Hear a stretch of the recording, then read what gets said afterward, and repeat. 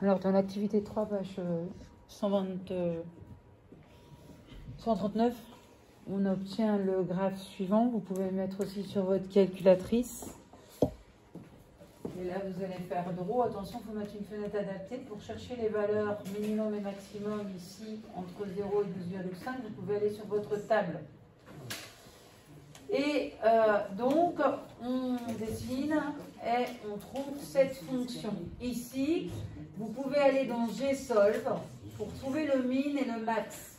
Alors, F2, vous allez trouver le max qui est atteint en x égale 4 et qui vaut 50,8.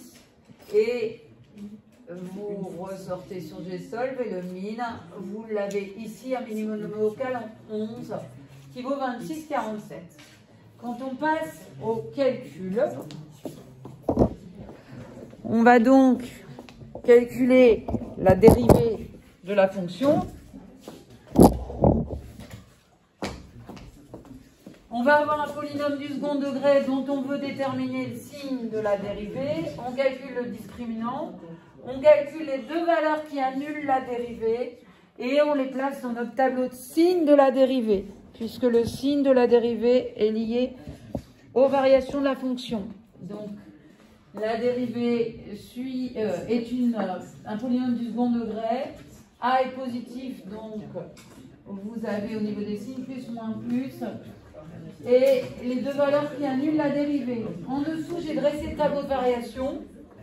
Donc, la fonction atteint un maximum en 4 parce que la dérivée s'annule et change de sens. La fonction est d'abord croissante avec une dérivée positive, puis décroissante puisque la dérivée est négative.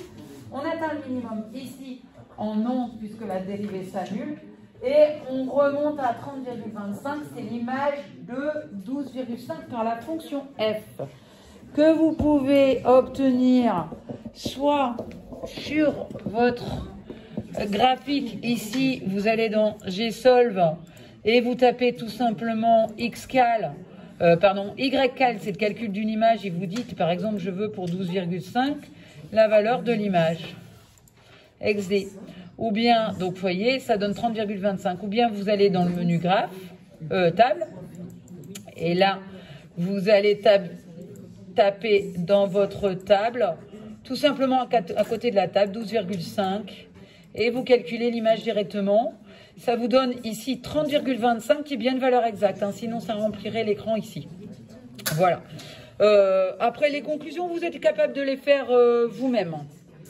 Maintenant, on cherche l'enclos. Donc, je vous montre le début de notre recherche.